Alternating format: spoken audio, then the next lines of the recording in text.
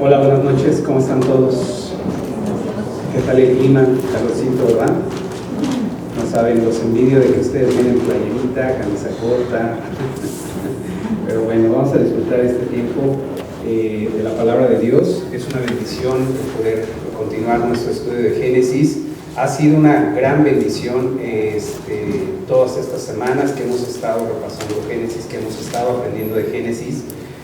Y hasta este momento hemos conocido más, hemos repasado, incluso si ya lo habíamos leído, acerca del comienzo de todo. Hemos podido conocer acerca de la naturaleza de nuestro Señor, de nuestro Dios, cosas como su eternidad, su poder, su amor, su justicia, su paciencia también.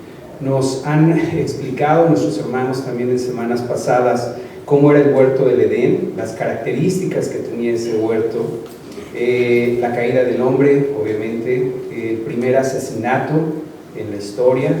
Y en las dos prédicas anteriores conocimos un poco más acerca de las genealogías de Caín y de Set. Set, quien es llamado así por ser el hijo sustituto de Adán y Eva, eso quiere decir Set.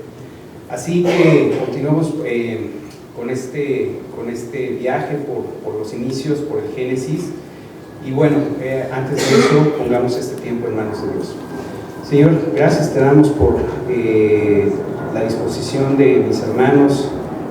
Gracias por la bendición que es poder contar con este tiempo, Señor, para abrir tu palabra y escuchar lo que tú tienes para decirnos a cada uno de nosotros. Sabemos que siempre tu palabra va a exhortarnos, va a animarnos, va a consolarnos, Señor.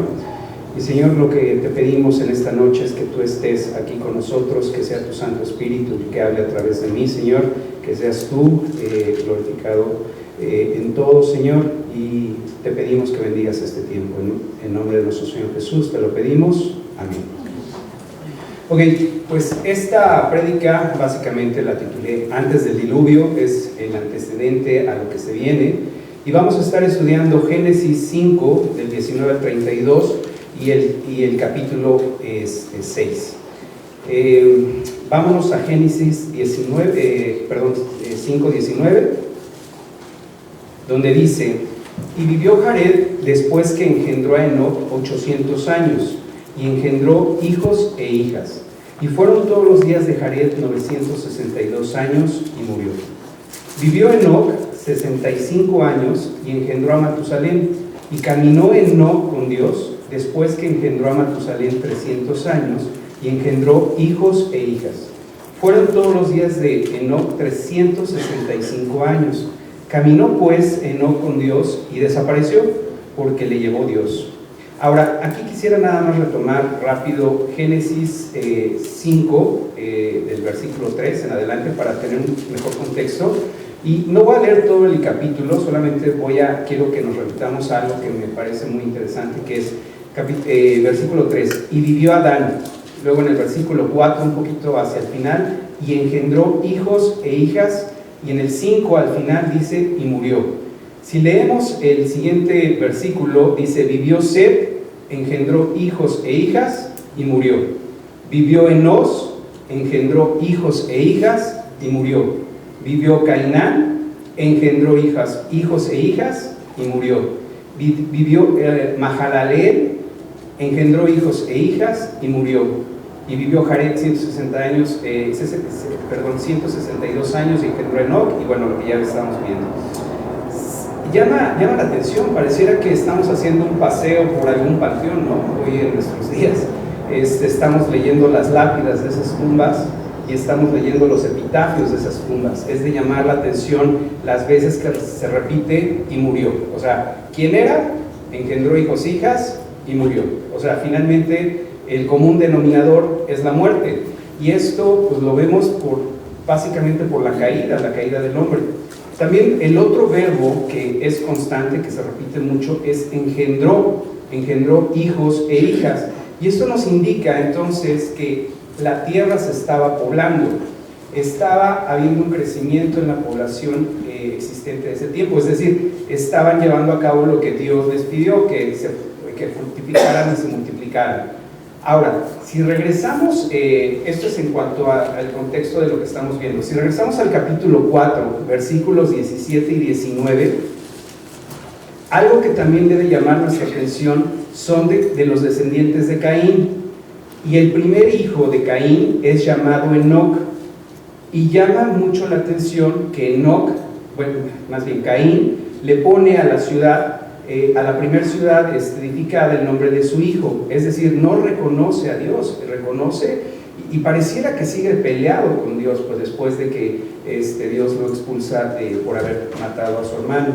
Y en el versículo 19 tenemos a un Lamec también, que es hijo de Metusael, quien en la historia de Génesis se vuelve el primer polígamo de la humanidad, tomando a 2 mujeres como esposas. Ahora, regresemos nuevamente a nuestro capítulo de estudio, que es el 5, y vemos en los descendientes de Set que encontramos 2 nombres que se repiten, lo que les decía, Lamec, quien fue padre de Noé, y esto lo encontramos en el versículo 28, y Enoc, que es el otro nombre que se repite, o bueno, que es parecido, pero que no, hay que tener muy en consideración esto, es Enoc, el hijo de Caín, y Enoc de los descendientes de Set. Ahora, si contrastamos al Enoc de Caín con el Enoc de Set, vemos la enorme diferencia de una persona a otra. Vemos que Enoc de Caín es ensalzado por su padre, por Caín, y el otro, a diferencia de que lo ensalza un ser humano, o sea, su padre, es glorificado por su Padre Celestial, es decir, Dios. ¿Por qué? Ahorita vamos a ver más adelante. Ahora, regresemos a los versículos 21 de Génesis, y vemos que Dios se llevó a Enoc con tan solo 365 años. Era un chamacón si lo comparamos con el resto de los patriarcas ¿cómo se llama? Antes de Noé. Todos vivían alrededor de 800, 900, el que más joven después de él eran 700 años. Entonces realmente 365 años estamos hablando de alguien realmente joven en ese contexto. Pero Dios se lo lleva, Dios prefirió llevárselo antes de que el mundo estuviera peor de lo que ya estaba. Leamos el versículo 21 nuevamente. Vivió Enoc 65 años y engendró a Matusalén, y caminó Enoc con Dios después que engendró a Matusalén 300 años, y engendró hijos e hijas, y fueron todos los días de Enoc 365 años, lo que les comentaba. Versículo 24. Caminó pues Enoc con Dios y desapareció porque le llevó Dios. La palabra nos dice que Enoc caminó con Dios, pero ¿a qué se refiere caminar con Dios? Pues básicamente es tener comunión con Él. O sea, Enoc caminaba en ese sentido con Él, tenía comunión, pasaba tiempo con Él, disfrutaba la compañía de Dios, se deleitaba en poder conversar con Dios todo el día, en poder compartir, en poder contarle cómo se sentía, cuáles eran sus inquietudes, sus miedos. O sea, realmente caminaba. Eso significa caminar, es ir al lado de alguien. Seguramente Dios también disfrutaba de esa compañía, disfrutaba también de este hombre. Seguramente fue tomándole cariño, un cariño muy especial, y por eso solo después de 365 años de vida, un día Enoc, que sale a caminar con Dios, simplemente ya no regresa, desaparece porque se lo lleva a Dios. Y esto es muy interesante porque se ve como un cuadro anticipado del arrebatamiento de la iglesia. Hoy día estamos viviendo horas muy violentas. O sea, si prendemos el televisor en cualquier noticiero nos podemos dar cuenta. Lo único que transmiten es guerra, violencia, asesinatos, cosas realmente horribles. Ciudades llenas de caos. De hecho, aquí nuestra ciudad es una ciudad realmente caótica. Vemos perversidad hoy día, donde ahora pareciera que es un mundo al revés. Es decir, que lo bueno, o lo que se llamaba bueno, ahora es malo, y lo que antes era malo, ahora pareciera que es bueno. Y por eso debemos de caminar con Dios, por eso debemos mantener esa comunión con Dios, debemos mantenernos leyendo, meditando en la palabra, orando, entregándole a nuestro Señor el tiempo que Él quiere de nosotros, pero sobre todo disfrutando de esa compañía de Dios, y no haciéndolo con un pesar, o como si fuera una carga, o como si fuera un afán de decir, ay, tengo que ir a la iglesia, ay, tengo que leer mi Biblia, ay, tengo que hacer esto. No, disfrutemos realmente el caminar con Dios. Regresemos a nuestro capítulo 5, versículo 25, donde dice: vivió Matusalén 187 años y engendró a Lamec. Vivió Matusalén, después que engendró a Lamec, 782 años y engendró hijos e hijas. Fueron pues todos los días de Matusalén 969 años y murió. Y como veíamos la semana pasada, Matusalén es el hombre más longevo en la historia de la humanidad. Vivió Lamec 182 años y engendró un hijo, y llamó su nombre Noé, o entre paréntesis, incluso en algunas Biblias está la A, porque es Noah, que es el original en hebreo, que dice, diciendo: este nos aliviará de nuestras obras y del trabajo de nuestras manos, a causa de la tierra que Jehová maldijo. Y vivió Lamec, después que engendró a Noé, 595 años, y engendró hijos e hijas, y fueron todos los días de Lamec 777 años, y murió. Y siendo Noé de 500 años, engendró a Sem, a Cam y a Japet. Y este es un dato que también debe llamar nuestra atención, porque dentro de los patriarcas, Noé es el que engendra a sus hijos a mayor edad. Y esto me habla quizá de que, se vivían tiempos realmente violentos, tiempos difíciles. Y no sé si ya Noé, la palabra no dice si ya estaba casado o no, pero quizá tardó en encontrar a la que fue su esposa. No lo sé, pero sí llama la atención que Noé hasta los 500 años engendra a su primer hijo. Y como veíamos la semana pasada, Matusalén fue la persona más longeva, con los 969 años. Y los estudiosos en el tema, estudiosos teólogos, han sugerido que su nombre significa: en el día de su muerte será enviado o se romperá. Esto tal vez Enoc lo nombra así, pudo haberle dado ese nombre en un sentido profético respecto del juicio del diluvio que se venía sobre la humanidad. Recordemos nuevamente que no caminaba con Dios, no dice tampoco la palabra que Dios le haya dicho específicamente esto, pero seguramente en esa comunión con Dios, el mundo estaba de mal en peor. A lo mejor ahí pasó algo, y por eso Enoc a su hijo Matusalén le pone ese nombre.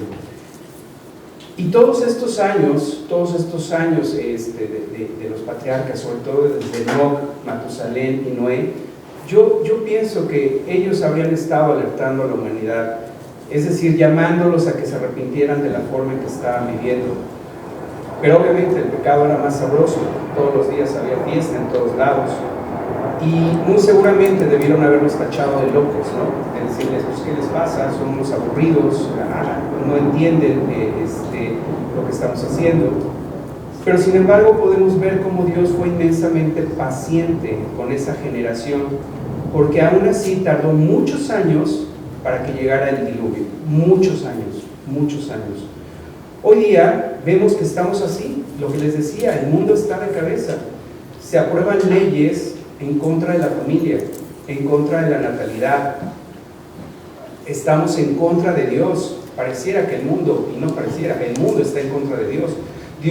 A Dios nadie lo quiere tomar en cuenta. La humanidad no quiere saber nada de Dios, no le interesa. Está bien así la humanidad, está siendo muy humana, qué ironía, pero vemos que esto nos está llevando directamente a la perdición. Pero el día que regrese nuestro Señor Jesús se ve cada vez más cerca. Yo diría que entonces caminemos con Dios como Enoc lo hizo, seamos rectos como Noé, porque no sabemos ni el día ni la hora de ese momento. Y esto lo podemos leer en Mateo 24:36, si me acompañan, Mateo 24:36. Pero del día y la hora nadie sabe, ni aun los ángeles en los cielos, sino solo mi Padre. Mas como en los días de Noé, así será la venida del Hijo del Hombre. Porque como en los días antes del diluvio estaban comiendo y bebiendo, casándose y dando en casamiento, hasta el día en que Noé entró en el arca, y no entendieron hasta que vino el diluvio y se los llevó a todos. Así será también la venida del Hijo del Hombre. Es lo que les digo, en ese momento estaban más ocupados en estar haciendo fiesta que realmente ocuparse de las cosas de Dios.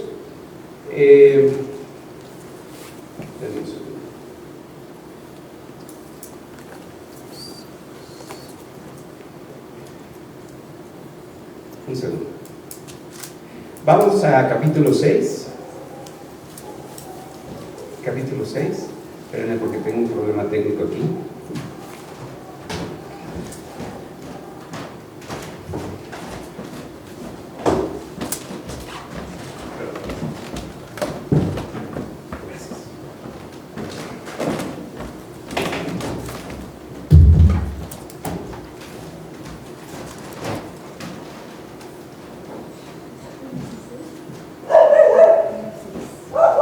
Capítulo 6.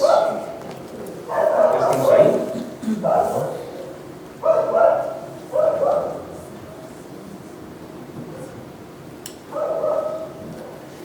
Génesis 6, versículo 1. Aconteció que cuando comenzaron los hombres a multiplicarse sobre la faz de la tierra y les nacieron hijas, que viendo los hijos de Dios que las hijas de los hombres eran hermosas, tomaron para sí mujeres, escogiéndolas entre todas. En el versículo 2 vemos este pasaje, que es un pasaje muy controversial, donde básicamente existen 4 posturas teológicas que causan discusión hoy día entre reconocidos maestros, estudiosos de la palabra, y acerca de que quiénes eran los hijos de Dios. Yo voy a comentarles estas 4 posturas y nos vamos a ver un poquito las 2 principales. Las otras creo que son un poco no tan serias. La primera es que los hijos de Dios se refiere a que eran ángeles caídos. La segunda se refiere a que eran descendientes del linaje de Set, es decir, que eran reyes humanos que querían formar harenes. Y la cuarta es que eran titanes en la mitología antigua. La primera postura en que los hijos de Dios se refiere a que son ángeles es porque sostienen que la designación a los hijos de Dios siempre es una referencia a ángeles, y esto lo respaldan con los siguientes versículos. Vayámonos a Job. Vamos a leer tres versículos de Job, que es Job 1:6. ¿Ok? Job 1:6 dice: un día vinieron a presentarse delante de Jehová los hijos de Dios, entre los cuales vino también Satanás. Job 2:1. Aconteció que otro día vinieron los hijos de Dios para presentarse delante de Jehová, y Satanás también entre ellos presentándose delante de Jehová. Y Job 38:7. Cuando alababan todas las estrellas del alba y se regocijaban todos los hijos de Dios. Son las 3 referencias en las cuales consideran esta postura de que los hijos de Dios ven Elohim, que es en el original hebreo. Por eso en eso lo basan, de que se refiere a ángeles. Defienden el argumento que al ser ángeles caídos no retuvieron su estado original y que además se habían colocado bajo la autoridad de Satanás, y al estar en esa condición vinieron aquí a la tierra y poseyeron el cuerpo de seres humanos. Esa es una postura, y es de las que más se mencionan y las que muchos teólogos, maestros de verdad, de renombre, están de acuerdo. Pastores de renombre como MacArthur, Ellis Carballosa y muchos otros concuerdan con esa postura. La segunda postura, que creo que es también la que es digna de considerar, menciona que los hijos de Dios son los descendientes de la línea de Set, y las mujeres son las descendientes de la línea de Caín. El pastor Vernon McGee lo explica de una forma muy práctica. Me gusta mucho cómo lo explica, diciendo que los hijos de Dios no pueden ser ángeles, ya que si fueran ángeles, es decir, ángeles buenos, pues no pudieron haber cometido este pecado de tomar mujeres. Y por otra parte, si fueran ángeles malos, es decir, demonios, pues no podrían llamarse hijos de Dios. Las 2 posturas, sin embargo, como les decía, son un verdadero reto hermenéutico. O sea, y bueno, yo creo que hasta que estemos con el Señor, y Él nos va a clarificar específicamente qué es esto. O sea, no hay una postura que podamos decir esta sí, esta no. Creo que hay bases para que una pueda ser sí y otra no, y viceversa. Pero independientemente de cuál sea la interpretación, el punto principal es claro: que la humanidad estaba cayendo cada vez más profundamente en el pecado y corriendo cada vez más lejos de Dios, directo a la condenación, sobre todo considerando que en esta mezcla de los hijos de Dios y las hijas del hombre, el propósito que buscaba Satanás era que se corrompiera la línea de descendencia y que se evitara la llegada de la simiente que se nos había prometido en Génesis 3. Vayamos a Génesis 6:3, continuemos nuestro estudio. Y dijo Jehová: no contenderá mi espíritu con el hombre para siempre, porque ciertamente él es carne, mas serán sus días 120 años. Y este es otro versículo que también se presta a otras interpretaciones. Una de ellas es que se piensa que la edad de los hombres ya sería de ahí en adelante de 120 años solamente, es decir, que ya no iban a vivir tantos años como los anteriores patriarcas. Honestamente no creo que sea esto, sino que Dios le está dando a la humanidad esos 120 años para que se arrepienta de la manera en la que estaban viviendo y que se vuelvan a Dios. Muy probablemente Noé, por eso les decía que Noé muy seguramente estuvo compartiendo en ese momento, debió compartir acerca de esta advertencia de Dios. Ahora, ¿qué fue lo que seguramente le pasó a Noé en ese momento que él compartió eso? Pues seguramente lo corrieron, seguramente lo tacharon de loco, seguramente se burlaron de él, seguramente le cerraron la puerta. Y si esto lo trasladamos a nuestros días, ¿no te suena familiar ahora que has tenido oportunidad de salir a participar, a compartir el Evangelio? ¿No suena parecido? Solo que él se aventaba, parece ser que solito. Pues nosotros tenemos la gran bendición de que vamos en grupo y ya así nos damos más valor, ¿verdad? El apóstol Pedro lo explica con claridad en su primera carta, acompáñenme en 1 de Pedro 3, versículos 18 y 20. 1 de Pedro 3, 18 y 20. Porque también Cristo padeció una sola vez en los pecados, el justo por los injustos, para llevarnos a Dios, siendo la verdad muerto en la carne, pero vivificado en espíritu, en el cual también fue y predicó a los espíritus encarcelados, en los que en otro tiempo desobedecieron, cuando una vez esperaban la paciencia de Dios en los días de Noé, mientras se preparaba el arca, en la cual pocas personas, es decir, 8, fueron salvadas por agua. ¿Cuáles eran esas 8 personas?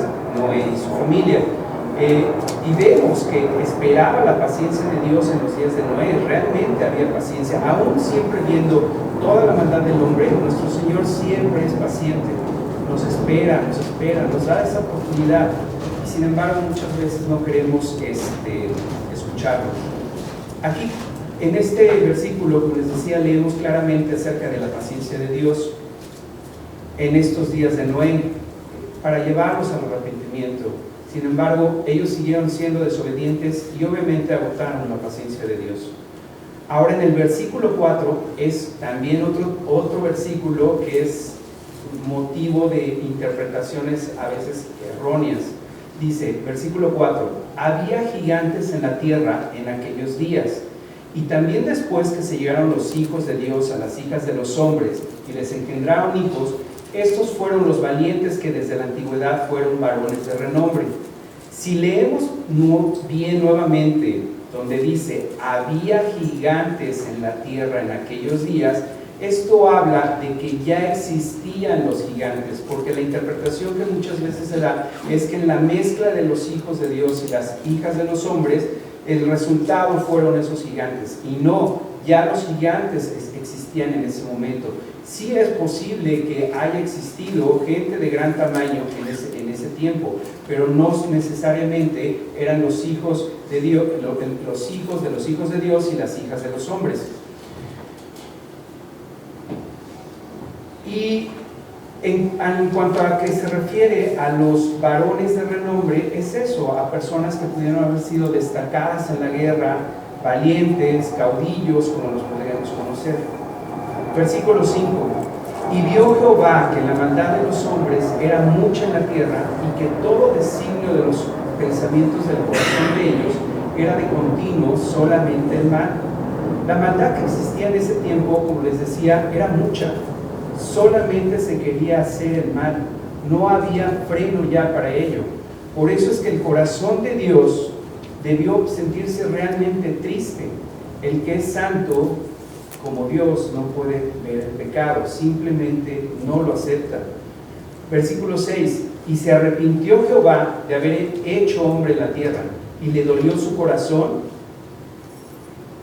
y dijo Jehová, traeré de sobre la faz de la tierra a los hombres que he creado, desde el hombre hasta la bestia, y hasta el reptil, y las aves del cielo, pues me arrepiento de haberlos hecho. Y 2 veces aparece la palabra arrepiento. Sin embargo, cuando leemos que Jehová se arrepintió, esto debemos entenderlo como una expresión antropomórfica, es decir, es una forma de entenderlo nosotros de qué tan triste estaba Dios viendo a la humanidad echándose a perder. Pero recordemos que Dios no se contradice, y este es otro versículo que de repente también muchas veces se saca de contexto. ¿Por qué Dios no se contradice? Porque en Génesis 3, Él ya había dado el plan de salvación, Él lo iba a cumplir. Sin embargo, Él tenía que poner un alto total a tanta depravación que en ese momento estaba existiendo. El hombre por mí mismo se iba a autodestruir. ¿Esto no te suena muy contemporáneo hoy día? Pero, y aquí hay un pero, de esos peros que me gustan y de esos peros que dan esperanza. Versículo 8, pero Noé halló gracia ante los ojos de Jehová. Estas son las generaciones de Noé. Noé, varón justo, era perfecto en sus generaciones. Con Dios caminó Noé. Y engendró Noé 3 hijos, a Sem, a Cam y a Jafet. Recordemos en capítulo 5, ¿quién más caminó con Dios? Enoc. No, pues Noé también, aquí nos dice la palabra, que también caminó con Dios. Caminemos con Dios, disfrutemos de su compañía. Te invito a que pases más tiempo con Dios, a tener comunión con Él. Noé, cuyo nombre significa en el original consuelo, descanso, y quien se vuelve heredero de la justicia, y esto está muy bien explicado en Hebreos 11:7. Acompáñame, Hebreos 11:7. Por la fe Noé, cuando fue advertido por Dios acerca de cosas que aún no se veían, con temor preparó el arca en que su casa se salvase. Y por esa fe condenó al mundo y fue hecho heredero de la justicia que viene por la fe. La fe de Noé, fíjense qué importante, influyó en toda su familia y todos se salvaron. ¿Se acuerdan que la palabra nos decía que 8 se salvaron? Pues son estos 8. Condenó a todo el mundo por la incredulidad de ellos y fueron condenados. Hoy, así como en ese tiempo, no debemos de confiarnos, al contrario, debemos estar preparados para el regreso de nuestro Señor, como veíamos en el versículo anterior. Regresemos a Génesis, versículo 11. Y se corrompió la tierra delante de Dios, y estaba la tierra llena de violencia, y miró Dios la tierra, y he aquí que estaba corrompida, porque toda carne había corrompido su camino sobre la tierra. Dijo pues Dios a Noé: he decidido el fin de todo ser, porque la tierra está llena de violencia a causa de ellos, y he aquí que yo los destruiré con la tierra. Hazte una arca de madera de gofer, harás aposentos en el arca, y la calafatearás con brea por dentro y por fuera. ¿Te imaginas la cara de Noé cuando Dios le pidió que hiciera un arca? No sé si lo habían pensado, y no sé si están cachando el comentario, pero ahorita les explico.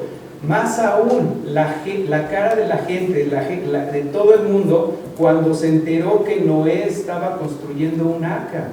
¿Por qué te digo esto? Pues porque nunca antes había llovido. No había una llovizna. O sea, no. ¿Se acuerdan que Joram nos explicaba esta parte de que todavía estábamos en este mundo perfecto que Dios había hecho en la creación? No había, o sea, no se conocía la lluvia. Entonces, cuando Él les dijo que estaba haciendo un arca, porque iba a haber un diluvio, imagínense, primero la sorpresa de Él y después la sorpresa de todo el mundo. Sin embargo, había que poner un alto total. El hombre se había corrompido completamente, se había desviado completamente del propósito por el cual Dios nos había creado. Eran depravados, mentes torcidas, violentos, totalmente apartados de Dios. Acompáñenme a 2 de Pedro 2:5. 2 de Pedro 2:5. Y si no perdonó al mundo antiguo, sino que guardó a Noé, pregonero de justicia con otras 7 personas, trayendo el diluvio sobre el mundo de los impíos. Aquí nos dice que son 7 más Noé, o sea, tenemos los 8 que ya habíamos comentado en el versículo anterior. Noé fue pregonero de justicia.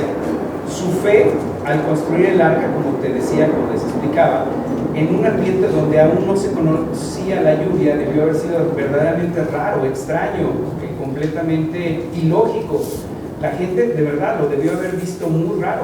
Si ya seguramente lo que les decía ya lo veían raro porque todo el tiempo andaba pregonando de que se arrepintieran y que ya no estuvieran en esa depravación y en esa maldad, pues ahora cómo lo veían, ¿no? Pero nos damos cuenta ahora cómo debe ser nuestra fe en Dios.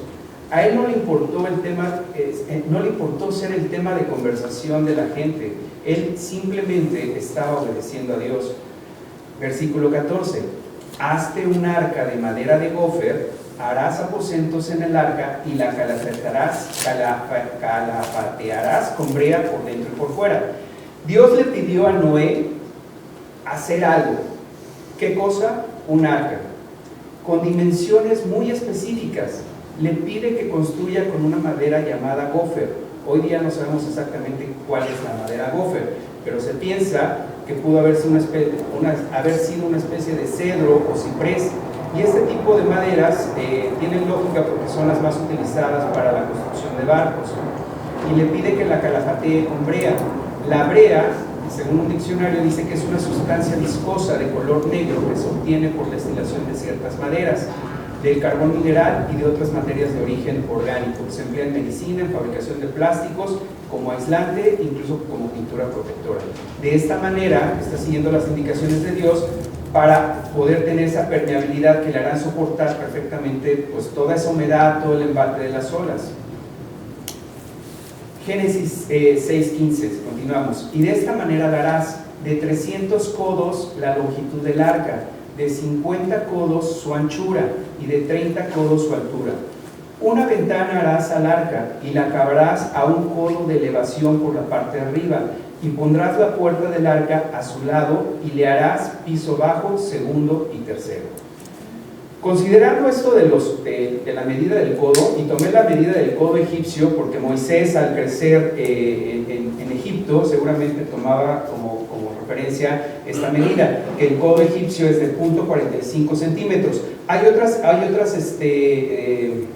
medidas que nos dan del codo, pero piensan muchos estudiosos teólogos que debe ser esta medida, lo cual da las dimensiones del arca en metros. Se las voy a dictar. Serían 135 metros de largo, 22 metros y medio de ancho y 13 y medio de alto.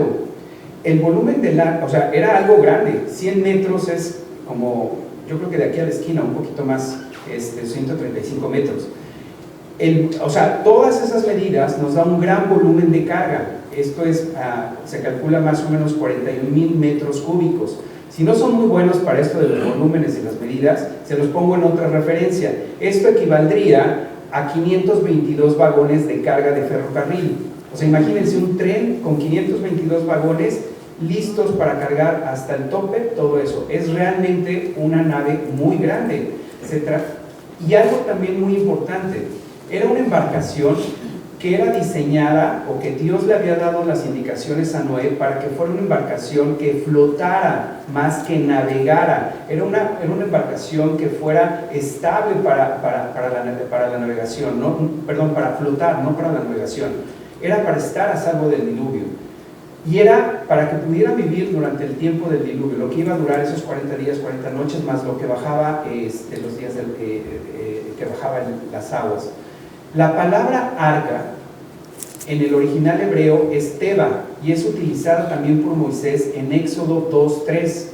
Éxodo 2:3, si me quieren acompañar, dice: pero no pudiendo ocultarle más tiempo, tomó una arquilla de juncos y la calafateó con asfalto y brea, y colocó en ella al niño y lo puso en un carrizal a la orilla del río. Esto es cuando Moisés lo ponen en el río Nilo para salvarlo del decreto de Faraón de que estaban asesinando a todos los niños varones, a las niñas no.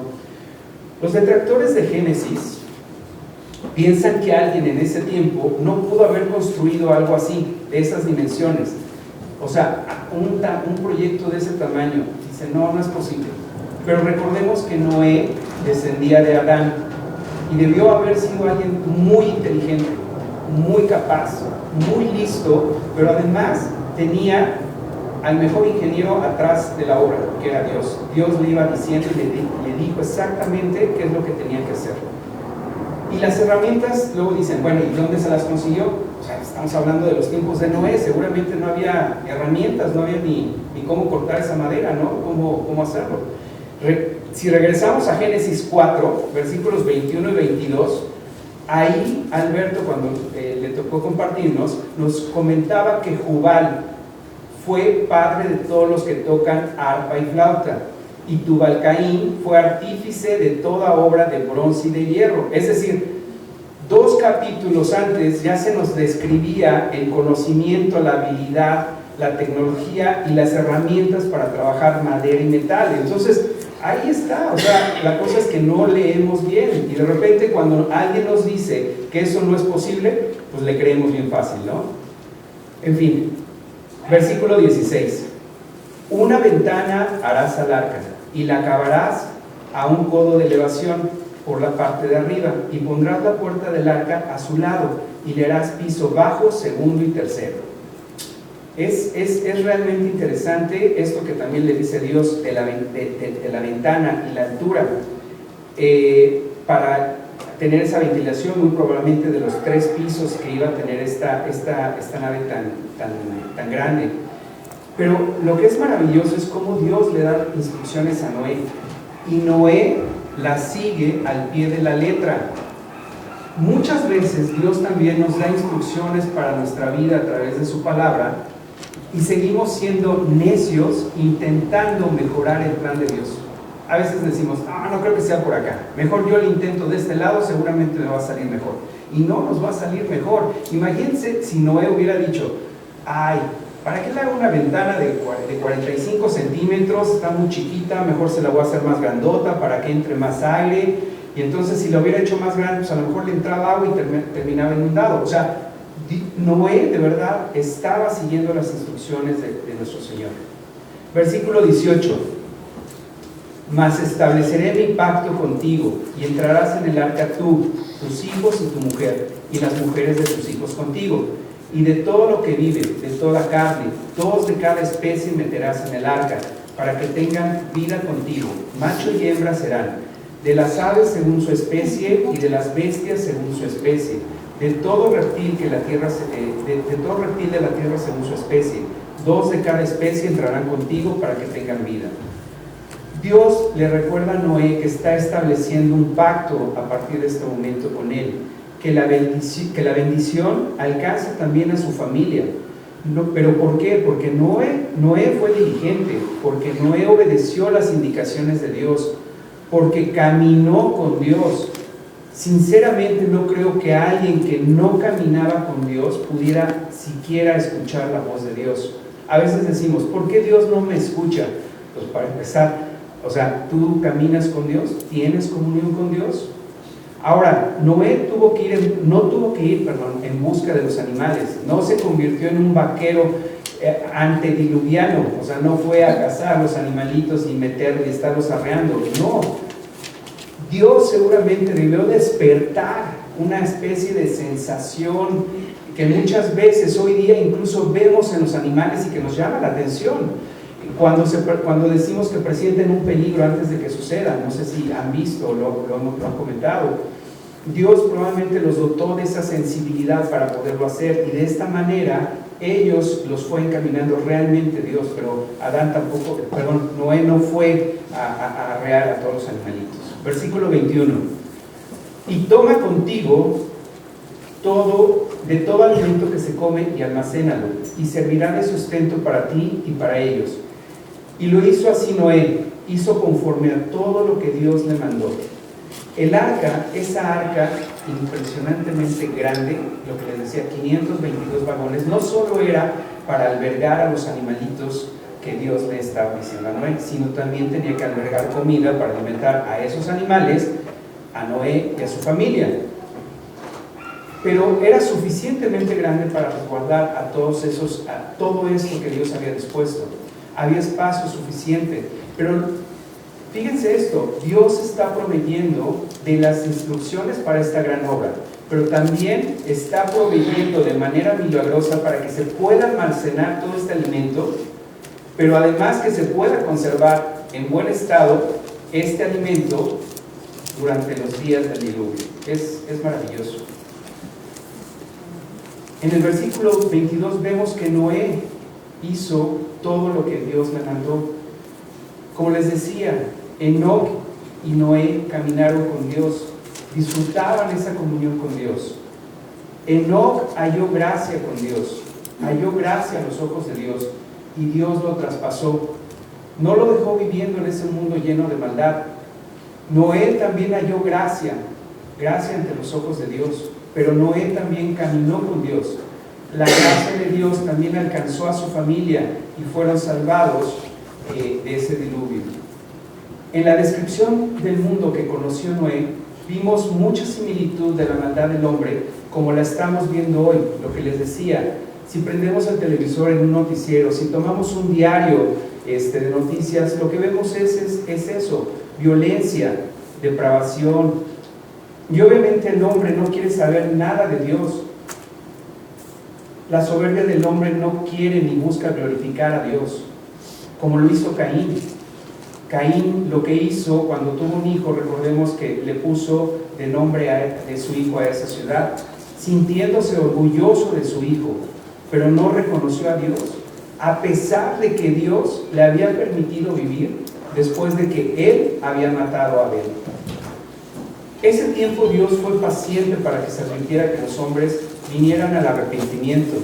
Simplemente en ese tiempo no quisieron escuchar el mensaje. No es que no hayan escuchado el mensaje, no quisieron escuchar el mensaje. Como hoy podemos ver cuántas personas no rechazan el mensaje de salvación, cuántas personas no están interesadas en Dios. Sin embargo, como en ese tiempo Dios nos está dando la oportunidad de arrepentirnos y de venir a Él. Si ya lo hiciste y ya caminas con Dios, disfruta también tu comunión con Dios, deleítate en su compañía, obedece las instrucciones que Él tiene para ti, así como las instrucciones que Él le daba a Noé. Mira cómo sustentó a Noé en ese tiempo de juicio sobre la humanidad. No seamos necios, no contendamos con Dios, realmente aprovechemos. De verdad, hay tanta similitud con ese tiempo que ellos vivieron, con la similitud de este tiempo que nosotros estamos viviendo. Nosotros sabemos que no viene un diluvio, viene algo más grandioso para los hijos que hemos aceptado a Cristo como nuestro único Salvador, que es precisamente la salvación, la vida eterna. Tenemos que aceptarlo.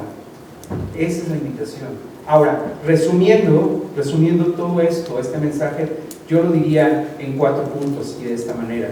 1, camina con Dios, obedece a Dios, confía plenamente en sus planes que tiene para ti, para cada uno de ustedes, para mí, y permanece fiel a Dios, porque no sabemos cuándo el Señor regresará por su amada iglesia.